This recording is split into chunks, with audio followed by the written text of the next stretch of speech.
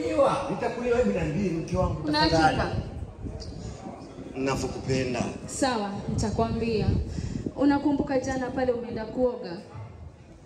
Unasema? Pale jana ulienda kuoga. Kuna message iliingia kwa simu yako. Unasema? Kuna message iliingia kwa simu na kusema ukweli message yako haikuniridhisha. Ina maana mimi nakuchunguzana?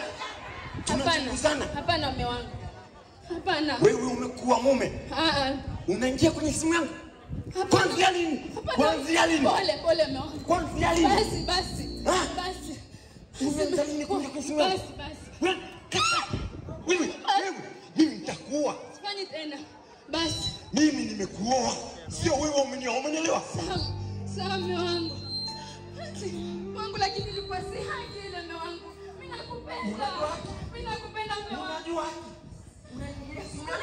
Si lakini mume wangu. Mimi ndio baba wa nyumba hii. Sawa lakini mbona ulifanya hivi mume wangu?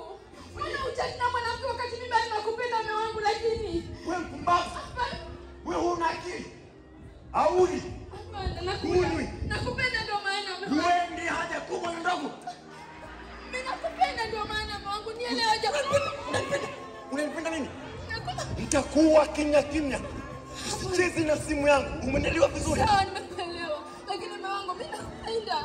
Mbona lakini unisaliti mume wangu? Wewe unajua usaliti? Yule ni mke wangu mwingine. Lakini